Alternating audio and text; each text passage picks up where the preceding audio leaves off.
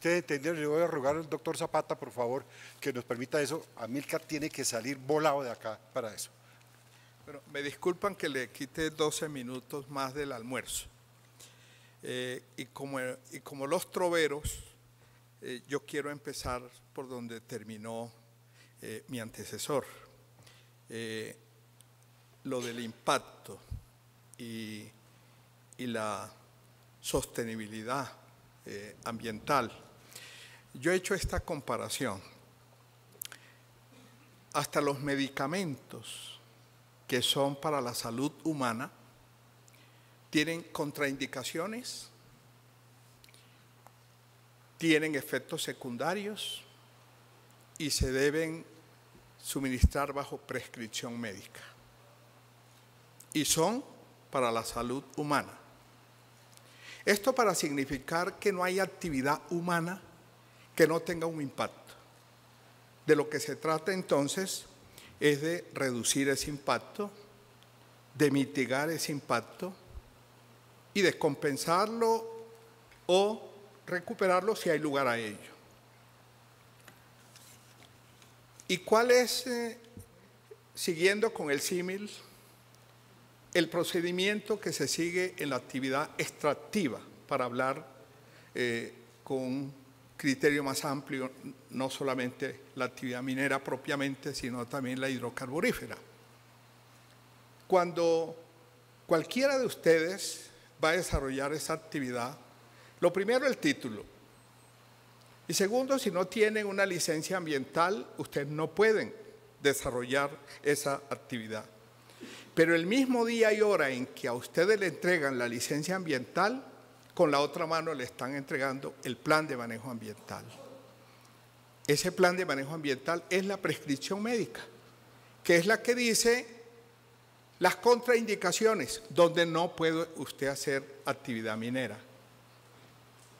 Es el que le dice cuáles son también la dosificación, donde puede haber una actividad a gran escala y donde no. Y por ahí empiezan los problemas.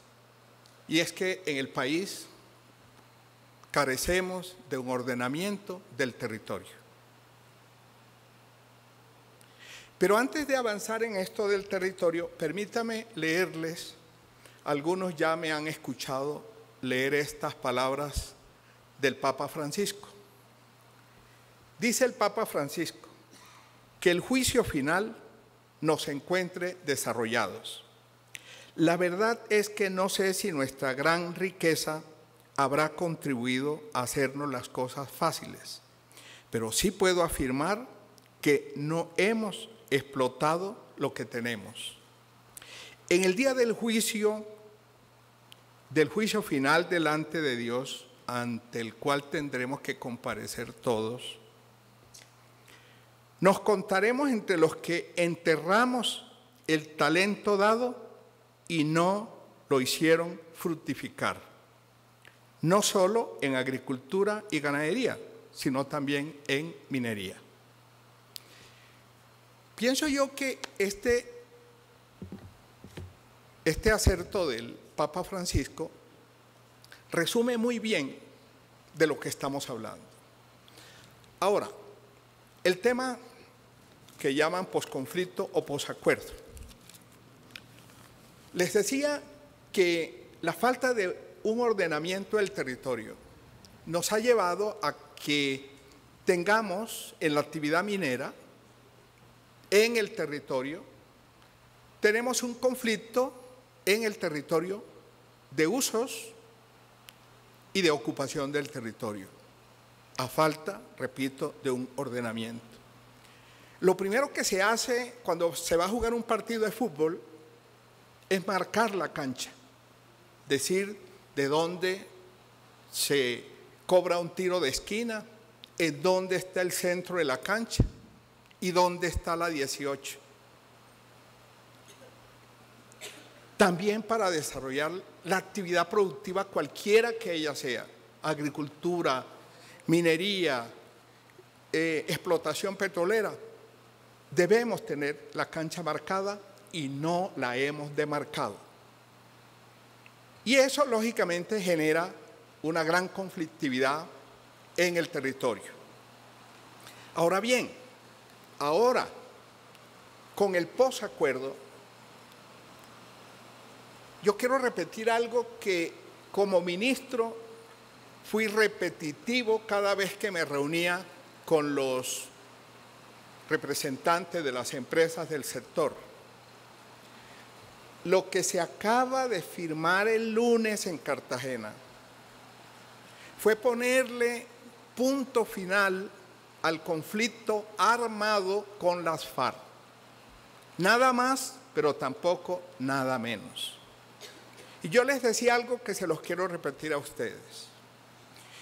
Quienes hasta hoy, hasta el lunes estuvieron alzados en armas, cuando las depongan, y ya está corriendo los 180 días que tienen para deponerla y entregársela a las Naciones Unidas, ellos no se van a devolver a Cuba para las playas de Varadero, tampoco se van a ir para las playas de Miami. Nos tenemos que ir acostumbrando a verlos aquí en el país, en las organizaciones sociales, en los sindicatos, en las acciones comunales y hasta en las corporaciones públicas. Ellos van a tener un gran empoderamiento en las luchas sociales. Esto presagia, para que nos preparemos para ello, ello presagia que vamos a tener un exacerbamiento, un escalamiento de la conflictividad social. Pero esa es solo una cara de la moneda, que es la mala, que llevaría a alguien a votar el no el domingo. Pero la otra cara de la moneda que nos debe llevar a votar el sí el domingo es una enseñanza que yo recibí de un profesor que tuve hace muchos años, autodidacta, pero que era un genio, Estanislao Zuleta. Él decía, no es posible concebir una sociedad sin conflictos. Y yo, como caribe que soy, le añado de mi cosecha. Pensar uno en una sociedad sin conflictos, es pensar uno que se puede concebir un mar sin olas. Y el único mar sin olas que yo conozco es el mar muerto. Una sociedad que no tenga conflictos es una sociedad muerta. Ahora vuelvo a Estanislao Zuleta cuando él remataba su frase diciendo, una sociedad mejor no es aquella que no tenga conflictos, es aquella sociedad que tenga mejores conflictos. Por lo tanto, de lejos, es preferible que tengamos que tramitar una mayor conflictividad social y no seguir en una confrontación armada. Y termino con esto que les voy a decir, que es algo teórico práctico. Miren, y se lo he dicho al propio presidente, y se lo dije siendo ministro,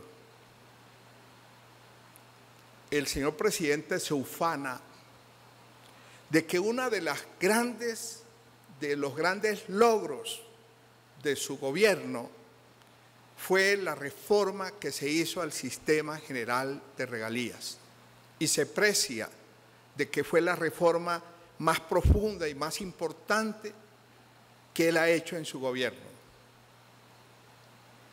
Pero, al igual que decía ahora de los medicamentos, también las reformas tienen contraindicaciones y tienen efectos secundarios. Y si no se dosifica, en lugar de mejorar la salud, la puede empeorar. Mire, lo digo por experiencia. Yo fui a Tauramena, para ponerle un solo ejemplo. Estaban promoviendo ya, siguiendo el ejemplo de Piedras, una consulta popular para que allá no se hiciera sísmica petrolera.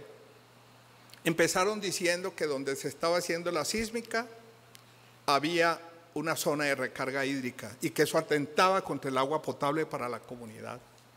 Yo me fui allá con la ministra de Ambiente, la doctora Luz Helena Sarmiento, y nos comprometimos, vamos a contratar un estudio y ustedes escogen la universidad que lo haga, y si el estudio concluye que es una zona de recarga hídrica, allí no va a haber actividad sísmica, y para mayor tranquilidad de ustedes se va a declarar zona protegida. Chuleado el tema. Enseguida se levantó otro alcalde, el alcalde de Tauramena. Es que además las carreteras que nosotros hemos construido con presupuesto del municipio nos la destruyen los camiones, los tractocamiones que pasan por aquí. Estaba ahí un representante del Ministerio del Interior, se comprometió, aquí iba a hablar con el ministro de Transporte para que eso se regulara y todo lo demás. Chuleado el tema. Y así sucesivamente, cuando al final dijeron, mire, lo que pasa es que nos quitaron las regalías.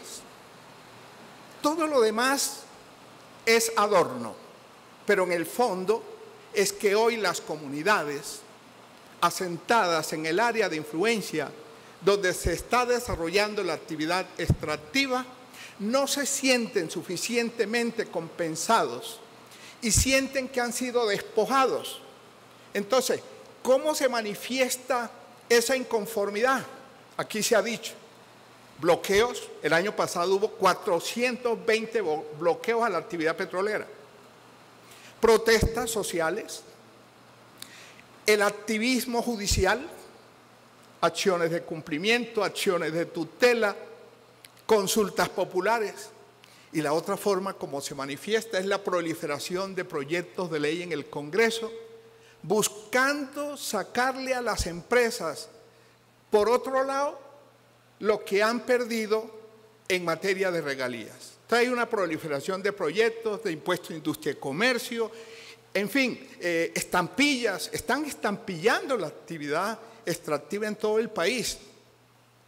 Por eso, y con esto concluyo, me pareció razonable lo que escuché ayer en el Congreso Petrolero, en donde le pidieron al presidente Santos que se hiciera una revisión de la ley del Sistema General de Regalías, sin pretender volver al pasado, pero buscar la manera de que las regiones productoras se sientan mejor compensadas, porque lo que dicen dicen dos cosas claves.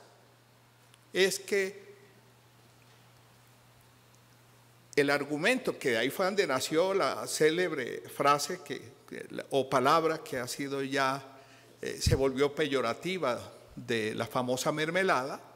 El actual ministro, el actual presidente de Ecopetrol dijo, es que hay que coger la mermelada y untarla en toda la tostada nacional. Yo en su momento le dije, ministro, pero que sea toda la mermelada.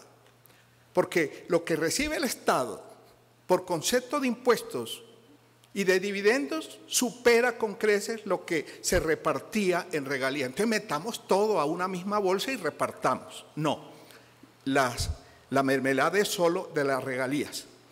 Pero lo que dice la gente es, bueno, sí, se reparte la mermelada en toda la tostada nacional, pero el impacto económico, social y ambiental, ese sí queda anclado en la región en donde se da la actividad productiva. Y lo segundo, porque fue el otro argumento que se dio, no es que en las provincias, en las regiones, se roban las regalías. Hay mucha corrupción. Sobre eso yo digo dos cosas. Tengo una frase mía y otra frase del exgobernador Alan Jara. La mía es que en este país hasta la corrupción está centralizada. Y la frase de Alan Jara fue, ¿por qué en lugar de llevarse las regalías no se llevan a los corruptos? Porque lo que ha pasado es que se llevaron las regalías y nos dejaron a los corruptos. Muchas gracias.